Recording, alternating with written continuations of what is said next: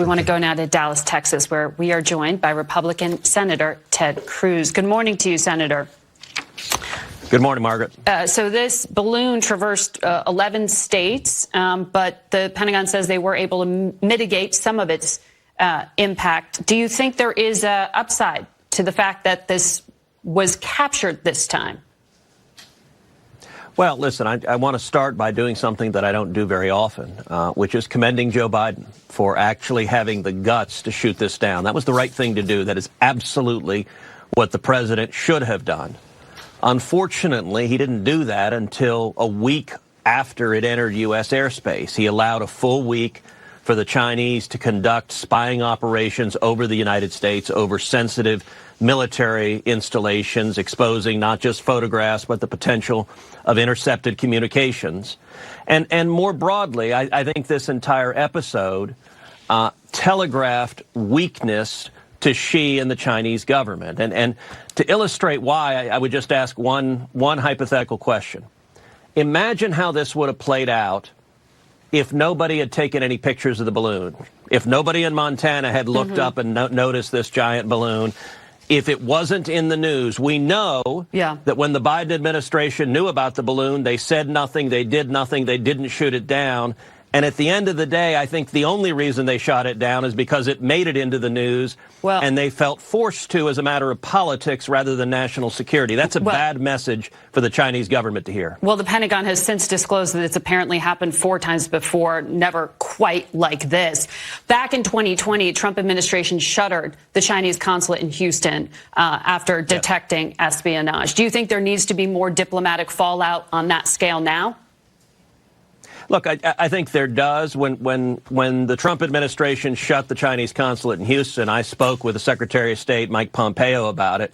And what they had discovered about the espionage activities being carried out in the state of Texas by the Chinese government was horrifying. Right now, there is a Texan, Mark Swidan, who is a political prisoner. He is a hostage in China. He's been there for 10 years.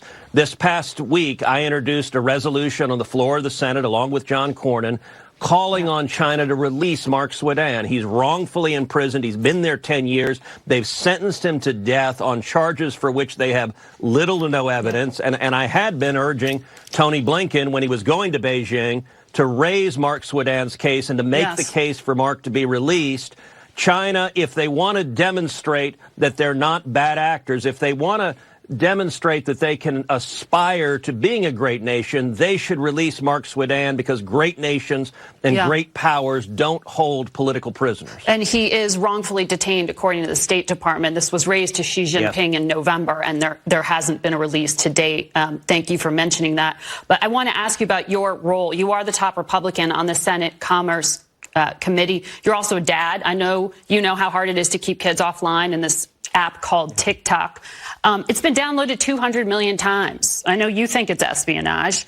Are we at the point where we're past a ban, where this is just so embedded that you can't get rid of it? Yeah, look, TikTok is incredibly concerning. You're right. With our kids, if you have teenagers, if you have kids in junior high or high school, they're all using it. And the degree to which they have infiltrated our children is really disturbing. There are lots of problems with it. There are problems in terms of the messages that they're pushing on young kids, body image messages, where for girls in particular, you have problems with eating disorders where they push one message after another. You have messages of self-harm where the algorithms push self-harm messages on young girls, and we're seeing really disturbing figures among teenagers. And then on top of that, you've got the espionage risk. The Chinese Communist government has access to all of the information TikTok collects. I think it is a serious, serious threat. I'll tell you, on the Commerce Committee, I've already sat down with each of the Republican members on the committee to ask them their priorities, and there was consensus on this side of the aisle that focusing seriously on TikTok is a real priority, and I think there are a lot of Democrats who are very concerned about it as well. As a ban, or to force the sale of it? Well, I think all of the options are on the table, and I will tell you, I encourage Maria Cantwell, the Democrat chairwoman, that I think it makes sense early on for us to have a hearing on TikTok and examine these harms very directly, how it's hurting our kids and how it's undermining national security. As I said, both Republicans and Democrats are very concerned about the impact of TikTok. Should America restrict U.S. companies from investing in Chinese industries and key technology sectors? Well, I think we should be doing a lot to de-link our supply chain from China, to make it so that we are not dependent on China. We saw during the pandemic when one of the major Chinese state-owned newspapers threatened to cut off life-saving pharmaceuticals, things like heart medication that people depend upon.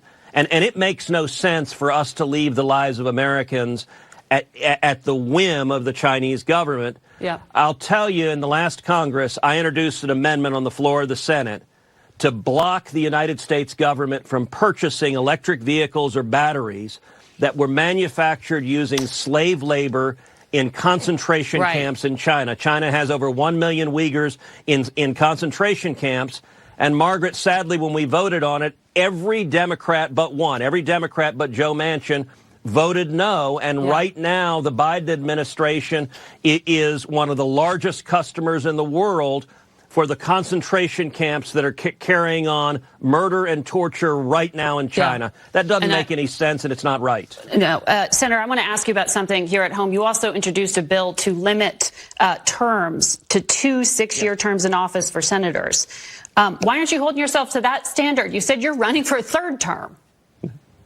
Well, listen, I'm a passionate defender of term limits. I think that Congress would work much better if every senator were limited to 2 terms, if every House member were limited to 3 terms. I've introduced a constitutional amendment to put that into the Constitution. But you're still running. And if and when it passes, I will happily comply. I've never said I'm going to unilaterally comply. I'll tell you what, when the socialists and when the swamp are ready to leave Washington, I will be more than happy to comply by the same rules that apply for everyone. But until then, I'm going to keep fighting for 30 million Texans because that's the job they've asked me to do. I think you heard me ask if you're running for president. I'm running for re-election to the Senate. There's a reason I'm in Texas today. I'm not in Iowa. I'm in Texas, and I'm fighting for 30 million Texans. All right. Thank you very much, Senator Cruz, for your time today. We turn now to